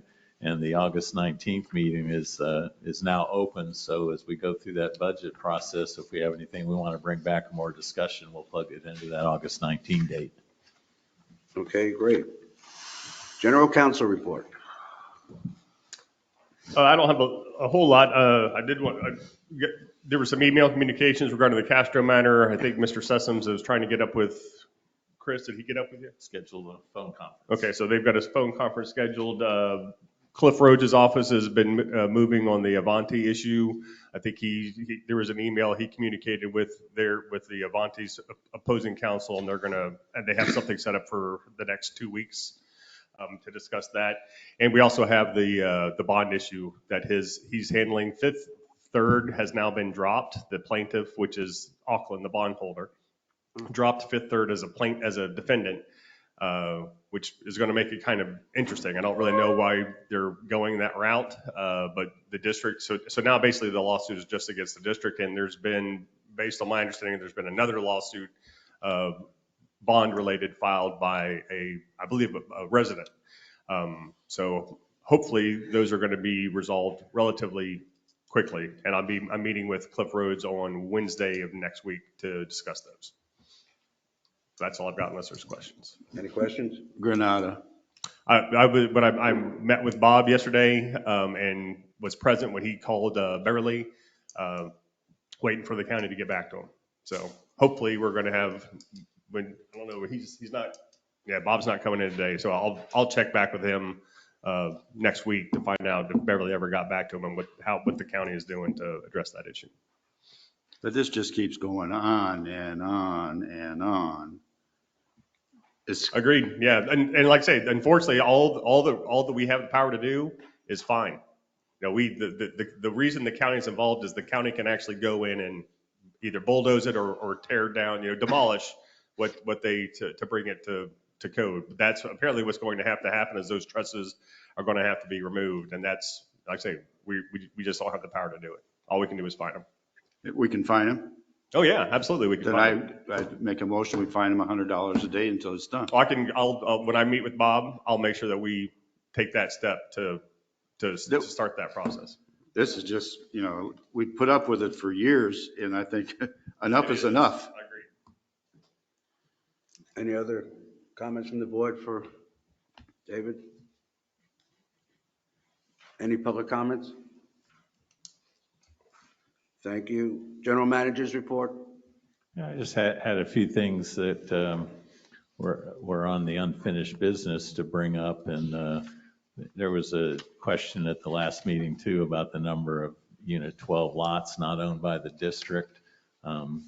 Ray Hornick is in there. He's done 2 acquisitions of the properties. He's put in a petition to the county to have the roadways, right-of-ways vacated. And also we submitted a letter to the county that we would be the utility provider. And David talked about the last effort, and that was those 300 lots. And the foreclosure notices were mailed out, and the majority of those came back as undeliverable. So if we also checked to see if those undeliverable ones, if the people were paying their assessments on that property, because maybe there was an address, but so far, no, they weren't paying the assessments on them either. So this is in Unit 12? Are you talking Unit 12? yes, sir, Unit 12. Since they haven't been paying the assessments, are we taking foreclosure action? That's what, and I apologize for not bringing that up. The Cliff Rhodes' office is also the one that I'm talking to about helping facilitate the foreclosure process, because Auckland, the bondholder, and the 150 plus demand letters that we sent out, they're going to want to start foreclosing on those probably at the end of this month. And so what I'll do is they're in the process now of putting together a priority list of the ones that they want to, of those 150 some odd lots that we sent out the ban notices to. We have received multiple deeds back. So there's, I would say, probably 20-ish properties have been turned over, possibly more. But me personally, I've recorded, I would say, around 20 deeds that have come back. So once they put in their priority list, I'll work with Rhodes' office to get that process started. And I'll meet with Hornick as well, as far as which ones he wants to prioritize. We can get that process started. Outside of Hornick, you say there's 300 units there? Is that what you said? 300 lots. We sent out 300 letters. 300 lots outside of what Hornick bought? Yes. And they're real small. Yeah, they're set up like Tanglewood, right? Right. Yeah. And we sent out all 300 letters, and we're waiting to hear responses. Yeah. And like I say, most of them came back undeliverable. And in that case, we just foreclose, right? Yeah, if we can't get a hold of the owners, there's a publication process for notice. All right, then I would ask Chris, just keep us updated on that one, if you would. Are the 300 lots within the Unit 12? Yes. That he's, okay. Yeah, they're the small, as they say, the mobile home. Right, type I lots. understand. No, but that was included in the purchase, or do these become our lots? No, we would end up selling them also, but he wants to get a big contiguous parcel, and develop the whole area. Well, So that's we what told he him- would like, but if we can get So back, if then we can open it up foreclose, to other ones. we would own them, and then he would buy them from us. Right. Is that, Him or someone that's else. the goal? Somebody anyway, but he'd Yeah. like to. Okay. All right. And I also, because Bob couldn't be here today, I talked to him, about the issue with the garbage problems on Matanzas and the parking on the lots. Let me stop you there. I want Bob here next meeting, and we'll discuss it. Well, second meeting, we'll do. the staff If update. there's something that I want discussed with somebody, I expect them to be here. Right. Period. Unless there's a damn good reason they're not. Okay? Got it. What else you got? We received this week too, I asked a couple consultants for a rate study. And that again is looking at raising the water and sewer rates. And we aren't looking to raise them in the top 50%, but recapture our costs and some of the additional costs. That rate case would include potential principal and interest for borrowing $10 million for the utility department from the SRF fund. It would also look at any costs for any new positions that we recently approved and any other expenses. And so the rate analysts would go in and look at all our costs, look at where our rate should be, and compare them with the average area, and told them we'd need to have this study done in 60 days, and then we bring it back as part of the budget process. And again, right now, we're basically the lowest rates in the area. And we're not trying to push them up into the highest rates, but we'd like to get somewhere close to the middle. Okay. Do we need to, Okay. do we need to approve that? Huh? Or did we already? Well, we approved the money Okay, at I the thought we last had. meeting, but I just I'll wanted to bring- make sure. Yep. Yeah, that's approved, right? Yep. Anything else? No, that's all I have. Okay, I guess we're to the unfinished business. We'll just go right down the list. Pavement program update from Drew. Drew's not here. I want him here at the next meeting. He can't give, I don't want updates from you. I want updates from the people who are dealing with it. Yeah, and he sent it to me, and I'll get him to come to the next meeting, and that's how I was looking at it, the staff reports on the second meeting, but if you want to bring it up, but the That's paving fine. I company. want him here at the next meeting, period. Yep, and the paving. Ariel, can you, on the CPR classes, can you just give us, I know you sent an email out, but can you give us an update? Sure. So actually, even a more recent update since that email, we have proposed that April 5th be the day that we do the CPR classes. We're asking to hold 2 on the same day, hosted by the Highlands County Fire Rescue. As I mentioned in my report, this is a program that they offer at no cost to the participants and no cost to the host. They are asking that we do 50 or less participants in a class. Our rec desk software has the capability of doing like an online sign up. So we think that that would be the best way to kind of compile the guest list for that, if you will. We actually received an email this morning from Kevin that said that he is currently out of the office, but the request for April 5th has been sent to the other captains of the Highlands County Fire Rescue. So as soon as we get that approval, then we will be trying to move forward with that date. How are you going to notify people? So we will notify, I would recommend doing it via email blast and definitely newsletter. We're going to be opening it up to golf members and to residents of Sun and Lake for those who are interested.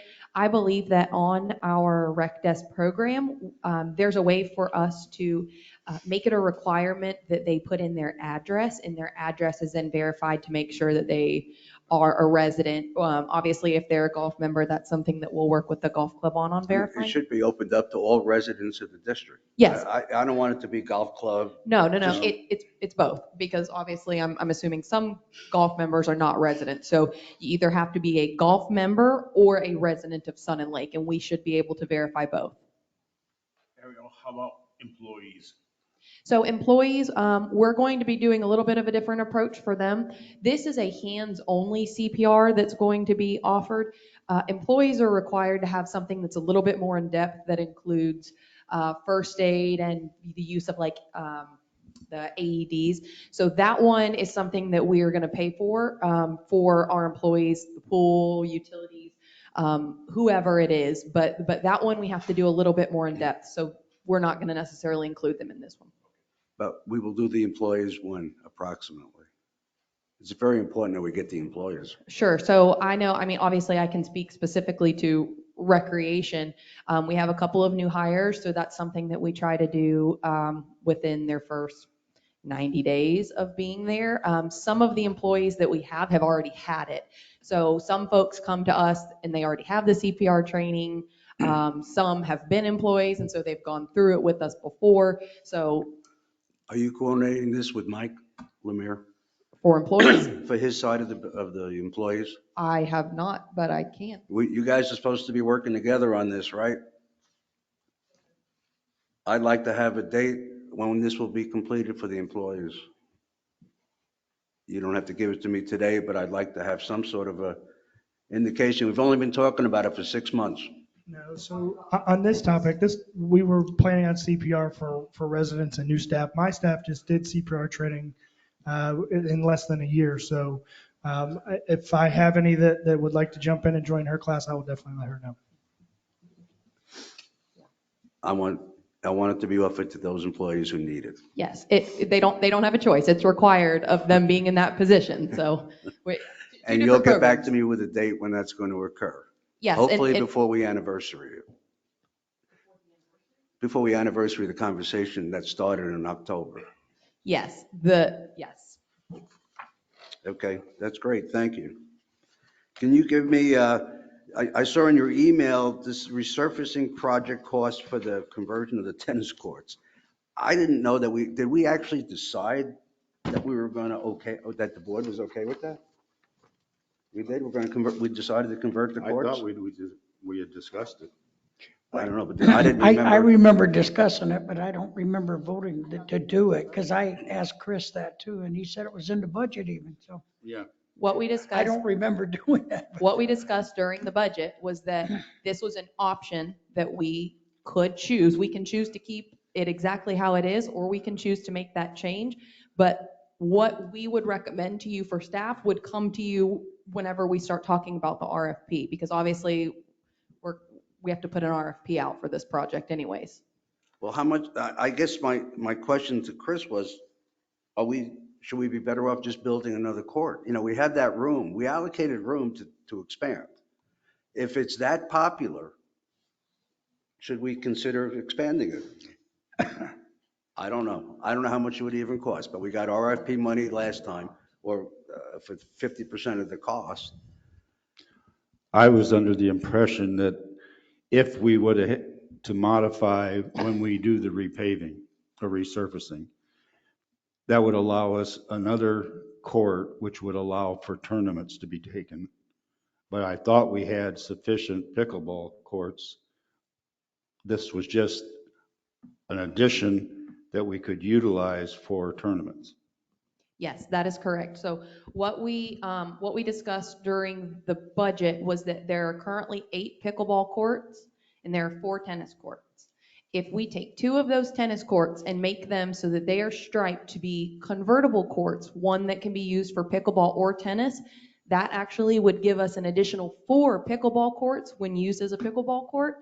So they can be used to play tennis or they can be used to play pickleball. So in total, we could have in totality 12 pickleball courts if they were striped that way, as opposed I to. guess that's where I'm confused. If you can have stripes for a tennis court and stripes for a pickleball, aren't there going to be lots of stripes? It's done. Not, yeah, it's They not. understand it. Yeah, we didn't make the idea up. Like it's a thing. That this was what was recommended or an option that was presented to us by 90 Sports Construction. Okay, so do we know how the courses, how we're going to convert them, what they're going to look like? I mean, I can find pictures on Do you know? Google. Do you know? Yes, I have a very good idea. It's kind of like you would do any other courts that are cross-striped. You've got one that's like one color and another that's another color. Ariel, how do we change the netting and all that? So that's Who the does difference. it? Yeah. So my understanding, Mike, is that there's there's a set of holes for each. Different sanctions. So yes, so it would be a matter of, I don't know that it would ever get down to the players having to do it, because I think that the current 8 pickleball courts that we have just for regular play would suffice. But if we were to host a tournament where we would need to use those as the 4 additional pickleball courts, then it's something that we would probably have our staff do and not rely on other folks. So this is an RFP that we haven't seen yet that we budgeted for. Correct. And the amount's $40,000 that was budgeted, and that was tennis and pickleball resurfacing. And I'd have to say, I doubt you're going to build 2 new pickleball courts for $40,000. No, we won't. And I just think this is, why it's so confusing is, I think it was just put in because the staff kind of thought we might want to do it. And that's why stuff is always so, did we do this or did we? I don't mind it, but. I remember We talked about it, but Because I had- whether we put it in the budget, and it was just, it's the way we did things.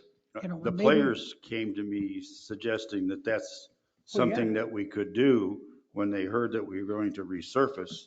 They Yeah. said, well, this is a way you could utilize it, and then we could have tournaments here, which would bring in more people here, which would enhance potentially our revenue. Yeah, and is our goal, How does it? is our goal to make this bigger so we can have free tournaments? Is that what we're doing? Well, the goal, I mean, I would imagine the only reason that you would expand those and use those other 4 courts would to be to bring in tournaments. Now, I can't say free tournaments, that's Well, obviously at the they always discretion of the are. board. Well, that's at the discretion of the board Yeah. as far as that goes, so I won't say free tournaments, but the idea was that adding those gives us the ability to host tournaments. Well, my neighbor is well involved in pickleball, and I want the pickleball courts there for our residents. I don't care about what's going on with all this other stuff, and she said that they could be used by our residents. It's getting that popular, so I would be in favor of it, but I don't want to make a big pickleball thing over there so we can be the Highlands County or Central Florida place to have pickleball tournaments. Why not? Because what does it do? It We brings- have enough trouble right It now. brings more people to Sun and Lake. Our Sun and Lake residents are having trouble playing there. And Michael's right. Right now, we are having trouble with our residents playing there. And I don't care about, I just don't. What trouble? And that's my opinion. I mean, Well, then, if we've got a problem with our people not being able to play, then obviously we need to do something over there. That's right. To put people in place so they don't get in there. That's right, and that's why I want to do it, but I'm not interested in being the pickleball capital of Florida. Well, Okay, wait. that's why we don't have tournaments on the golf course too. Forget about your reasoning behind wanting to do it. Do I have a consensus that we still want to do it? That's what was my point. I want to ask one question before you. All right, the $40,000, that's going to resurface. They're going to paint it and put the other nets in for that price. Correct. The overall project itself, what this boils down to is the courts need to be resurfaced. Whether we paint them for pickleball, Right. tennis, Right. or not, whether they stay exactly the same, we are years past the courts needing to be resurfaced. So that's what's in the budget. Good. And at $40,000, I mean, there's no way we're going to build new ones for that. But it does up the amount of people that will be allowed to play pickleball, right? Yes, if we had it so And the that they price could is be really convertible courts, yes, it is the potential for more. How long is this project going to last? How long, like, does the resurfacing Yeah. last? And do you know when you wanted to do it? I mean, think it's about obviously- 5 years. I want to say 5, No. 7 years. How long is the project? How long do we have to close the place down for? I don't know that exact answer, honestly. It's been so long. Let me follow Can you up check with on that? NIDE All and right. I'll report back on that. But at $40,000 to do all the work they're saying and doing, I mean, that's pretty good. So, Okay, so do we need a vote or a consensus on going forward with this? Because she'd have to issue an RFP. Yeah, it'll come back to the board. So, I mean, yeah. Do we need should If we you- have I a mean, vote to give yeah. her some? No, you don't have to have a vote. You don't have to vote now. Consensus. Yeah, consensus is fine. All right, is anybody opposed to her proceeding with getting the RFP and starting this project? absolutely not. Nope. Nobody's opposed? Go for it. Okay, next. You had mentioned Heartland Senior Games. I know they're coming up. Are we involved or to what extent? So again, another update since you've received this report. I received word yesterday evening that they have finally decided on a date in which they want to host the pickleball tournament here in Sun and Lake. The dates that they are asking for are now in November. So the issue we may run into now is we obviously have a court resurfacing project. I don't clearly have an issue if it, the board's direction was, yes, we want to allow them to host a pickleball tournament here in Sun and Lake. The caveat to that is going to be now figuring out how that, where that falls in line with us having to have the court resurfaced. Initially, they were asking to do it in March or early April. Right. So that wasn't going to be an issue. November could potentially be an issue. So they pushed it to November now? They did. They're asking for a date between November 1st and November 4th, so the very beginning of November. Who is? This is going to be, The Heartland Senior. Heartland Senior Games. But when are we going to get the resurfacing done? That's what I'm saying. We don't have a hard date for that because we have to put the RFP out. So that's where, like I said, I just got these dates yesterday, so So really, we have to put them off until we know what, I assume we would attempt to do the resurfacing during the summer when Yes. most people Yes. are not here. correct. So it shouldn't impact it. I would Right, give, as long as I can get confirmation from whoever it is, that we work with saying, yes, this project is to be completed by, well, that should be Should built be part into of the the RFP. yes, Right. yes. So, but yes. I don't have a problem with them using it for that time, but I want to make sure that we do our part so that I don't commit them to this date. And then if we find out in 2 or 3 months that there's going to be an issue with the resurfacing, then that We'll just have to back to the surface. throws them off. Well, we can't. I Yeah, don't 'cause think we we need would the allow reports. to do the resurfacing in November. Okay. The Heartland games. One way or the other, I think we would say push it even further out if that's what it comes down to. Okay. So I think based on that, if the board has no objections to hosting this, I would tell you it's a go. Okay, great. Does Heartland need the additional courts in order to hold their tournament? I do not believe that they do because they are asking to use the facility now. As is. As is. So I'm assuming that they're feeling. So that would just be a plus if we Yes. had it. So the resurfacing of the court has no bearing on us allowing seniors. That is games. correct. Okay. Any questions? We'll proceed on that then? Okay, yes, I will let them know that the board has approved them to use those dates. We'll get the date finalized, what date it is between the 1st and the 4th. But I'll let them know that they do have permission to use the facility for Now, Heartland Senior Game Pickleball Tournament. Just so you know, the board, now, they will shut down that to our pickleball players. Right. Everybody, Well, they'll be. we're all on the same page on this. They'll probably Okay. be part of it, but. Okay. It's not, and All right, thank you. Bob Hill, update on Monza speed bump. I know you're back there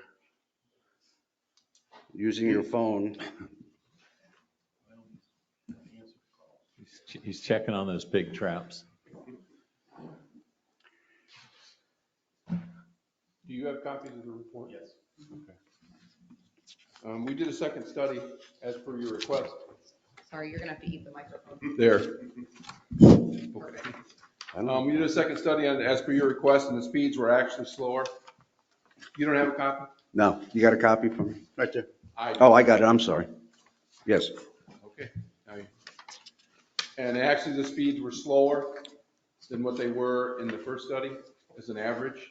There were quite a bit more as far as the count. There was like 2,000, what was the count? 1,029. 2,000, yeah, well over 2,000. And actually, I took the time myself as one of the comments from the board at the last meeting. And I sat there with my own golf cart and my radar speed gun that I have that I own myself. And I monitored traffic for over an hour. And most of the vehicles were traveling at around 20 miles an hour. The highest speed I got was like 28. And during that time, there were only 2 golf carts that passed me.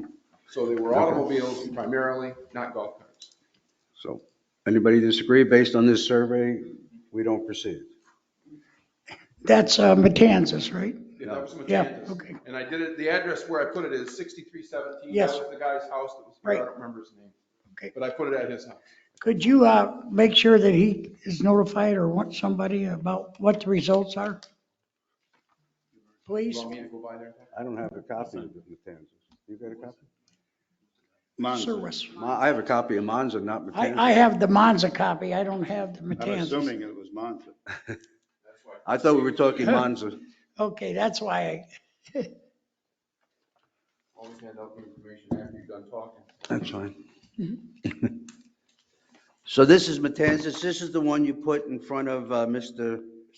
Service's house, correct? Yeah. And he did send a follow-up email that he would like to have one in front of his house regardless. That he would volunteer. What, Yeah. he'd like to have a speed bump in front of his bet. house? Tell him it's all his. He can't do it. All right, well, thank, Bob, that's good. And Monza, this is the report from originally report? yes. And this says pretty much the same thing. Yes. In fact, there were 18.92 miles per hour. It with the other study, average was 19 miles an hour, 19 something. Then unless there's any objections from the board, we say no to either speed bumps. Is that correct? Anybody object to that? Nope. Thank you, sir. Thank you. Financial reports, I know we kind of screwed that, that's not on here. What I'd like to do, Amanda, is can we do at the next meeting, November, December, and January for golf? Is that possible?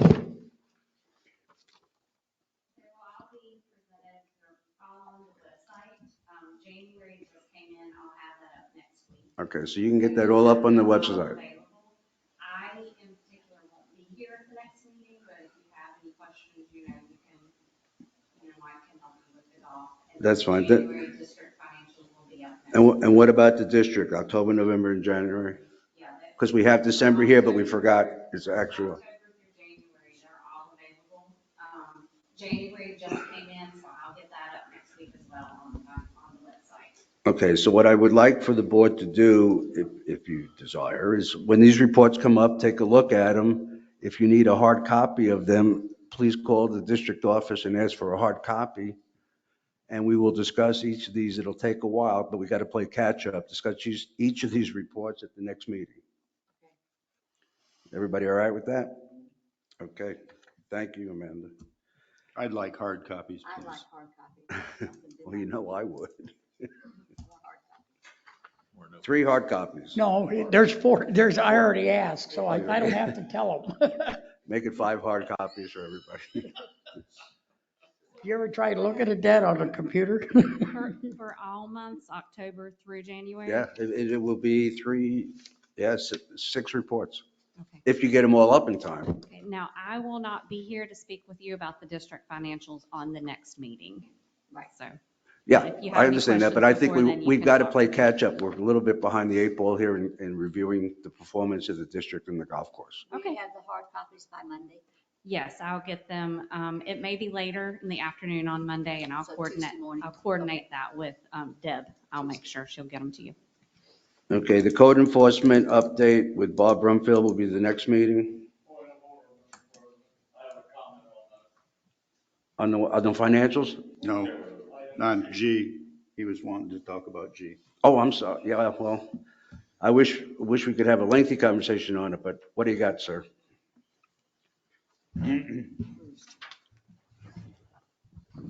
The thing I would like, and I wanted the board to hear my suggestion. Prior to Mr. Brumfield coming here next month, I think everybody in this room knows Bob Brumfield. I hired Bob Brumfield years ago as a greenskeeper. He's a certified greenskeeper. Bob's a wonderful guy. He's congenial, but he does not like confrontation. With this situation on Mendoza, you need somebody that goes there in a bad mood to begin with. This lady is on her car. This is how she operates. She's got snow tires with studs on her back tires in the state of Florida. Anyway, my point is, I would like General Manager to get a hold of Eric Longstreet, who is the County Director of Code Enforcement. You correct me if I'm wrong, Attorney. I also think he has building permits. I think they work almost hand in hand. His wife's Brenda Longstreet, the superintendent of schools. The issue is she gets permits. She's got a permit for the security fence all the way around. Unfortunately, it's a double lot. Well, the fence, the permits are normally for 6 months. After 6 months, if it's not completed, the permit expires. Well, the county comes out and does an inspection after the project's completed. Well, if she doesn't finish the project, it's never inspected. So what she did 2 days ago, it's got the wooden fence, which is 6 foot high, around 3 sections of her house. The county standard is 4 feet through the front of your house, including chain link. She then, on the side next to the vacant lot has chain link, which is 4 feet. I think that's the only part that's okay. So I've learned the other day from the county, one of the gentlemen I talked to there, she now has her permit renewed for 6 more months. Well, this could go on, but it makes no sense to me. The county won't inspect that until she's finished. So it could be 2 to 3 years, they come out and say, whoops, well, that doesn't meet county standards. So you're going to have to take it down or meet standard. Does that make any sense to you? Meanwhile, it's an eyesore in the community. Go down and look at it. It's a disgrace. I think with Eric Longstreet, who's I've met him as a good guy. He's a good fellow. But his employees, what they got, maybe 4 or 5 code enforcement people for the entire county. Keep in mind, the units that I'm in go by county code standards on items like fences and those things. The areas like Manor Hill or Preserve, they have their own regulations. Well, the older units don't. We go by county standards. By county standards, I think if the property on Granada Boulevard, who's been there for X number of years now, like Supervisor Herrick said, when does it stop? That wouldn't go on in Manor Hill and or the Preserve. It'd be gone. So why don't we get the guy in charge out here and show him and say, what is the problem with getting it down? I want him to look at that property on its multiple violations on Granada and Mendoza. The chickens, the RV, You know what the address is on Mendoza? boy, let me tell you, Mr. Attorney, when you go west on Granada, you can't miss it. Well, when I met with Bob yesterday, I had one of the things I notarized was a notice to that property, and She'll take that notice. It's my understanding that he did that day Ignore because I it, signed it. and Bob will thank her for her time and leave. So we need somebody with a little authority, or somebody she understands. This guy means business. Bob's a wonderful fellow, and the only other issue on, it says parking. I also think we got some code enforcement regulations that need to be looked at from a common sense point of view.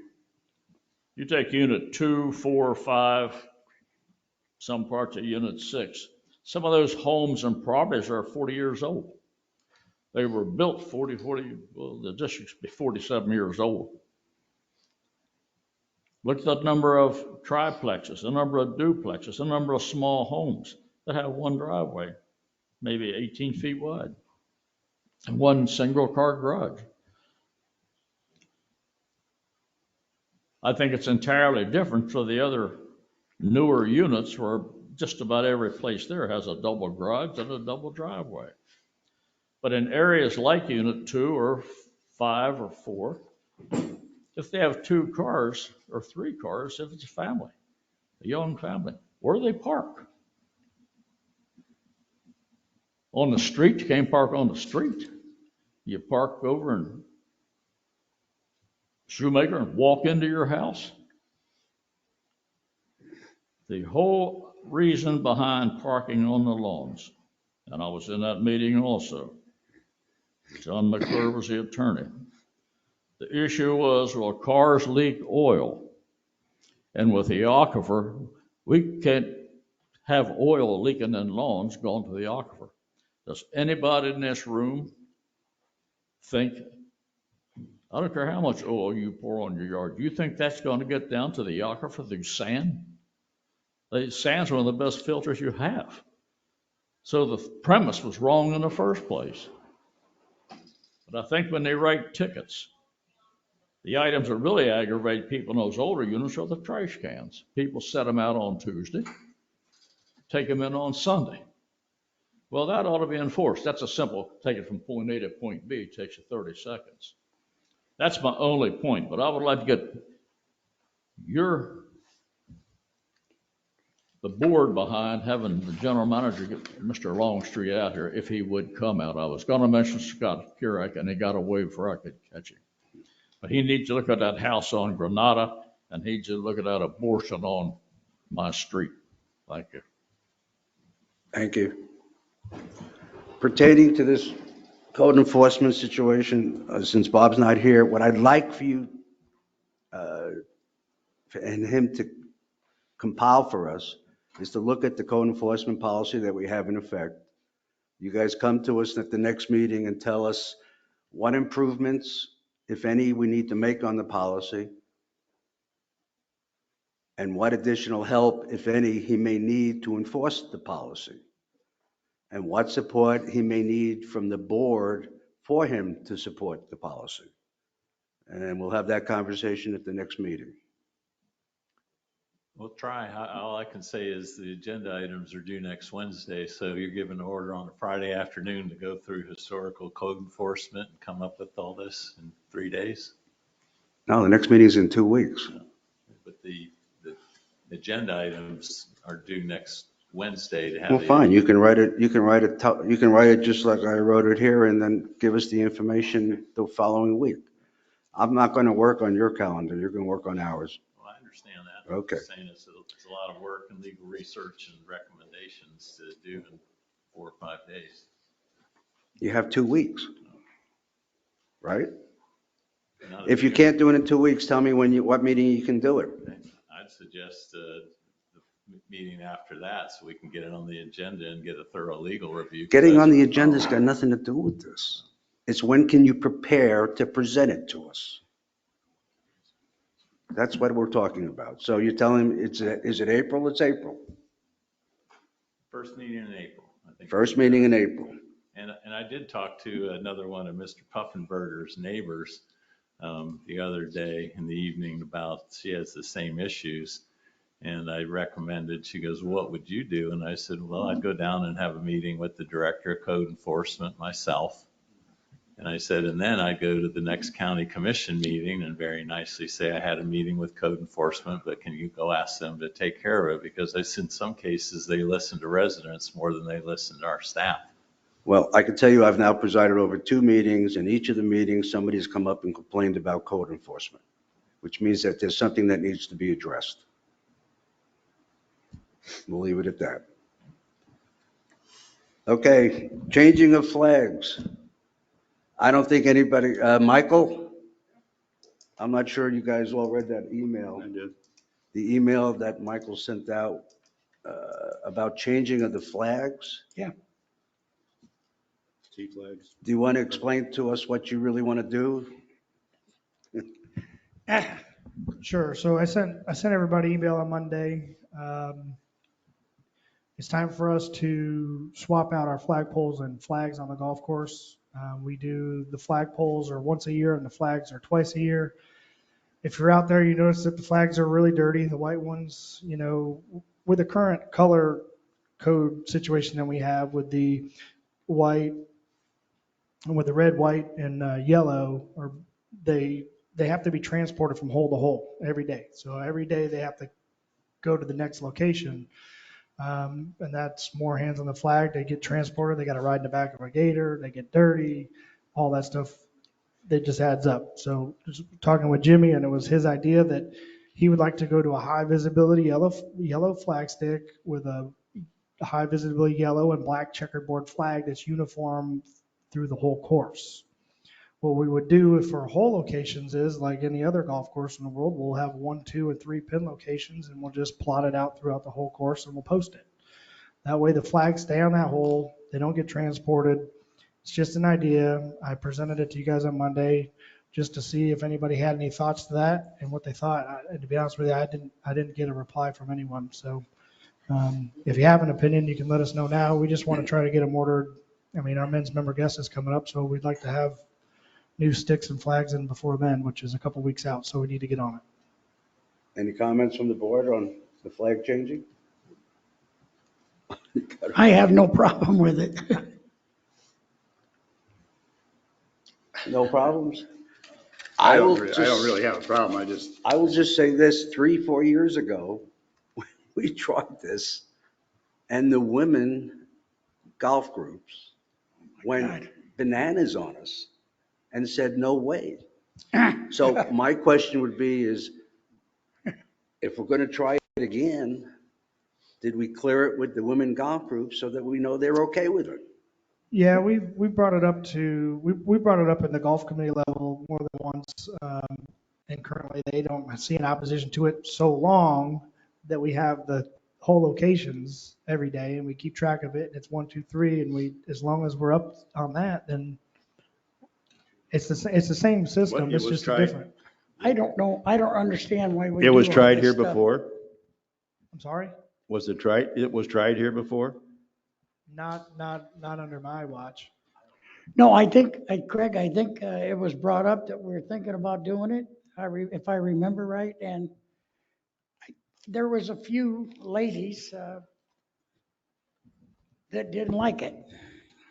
I So- really don't see what the issue is. I don't All either. of us have got guns. I mean, shoot your distance anyway. My whole goal is I'd like for the flag sticks to have a longer longevity of being clean. I mean, they are atrocious, and we need to replace them. We're going to still do it twice a year, but for the past month and a half, stretching it out, they're nasty. Well, why don't we try this?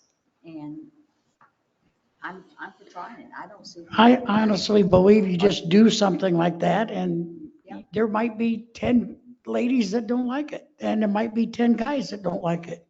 I'm So sure there what? will be. I'm sure there will be. It's the way it goes when you make decisions, but that's fine. George Barris is one of the, and he moved, was one of the big guys that complained about it.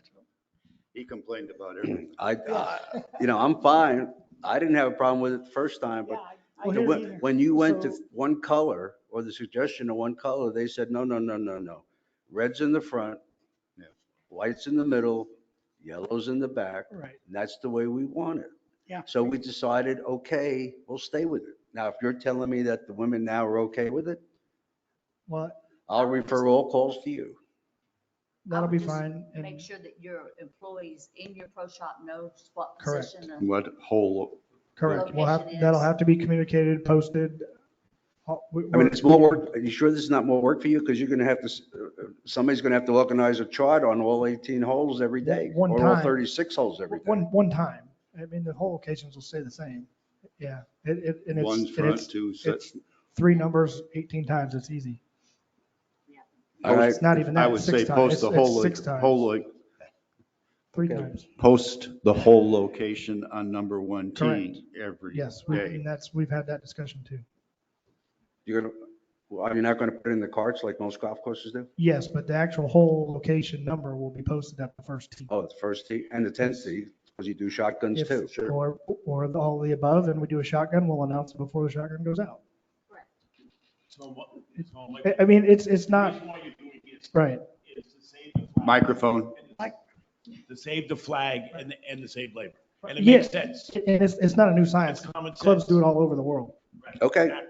I guess I was the only one that was concerned. If the boy has no concern, then if it's you that- may go ahead. If it's that bad, in 1 year, we'll go back. But Ray, you might hear 5, 10 ladies that don't like it. I'll take my hearing aids Okay. out. and we'll be fine. Okay, You might put that in your weekly club update, that they're moving to that. I'm sorry.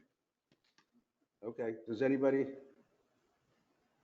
I think I'm done. Does anybody have any other comments on anything from today?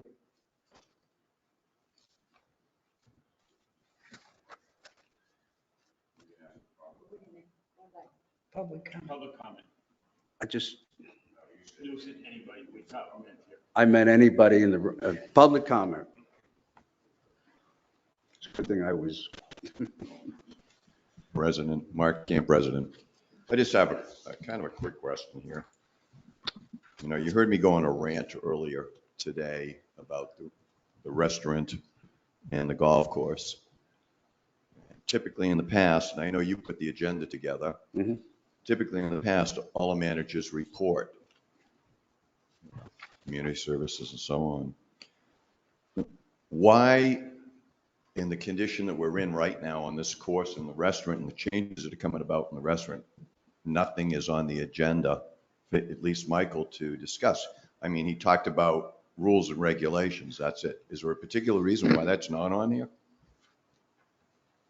Yeah, I decided not to do it. You don't That we were think going to do, we were going to do those type of reports on the second meeting of every month.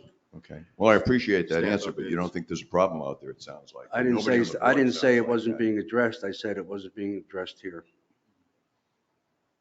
Wouldn't that be a good idea to let the community know?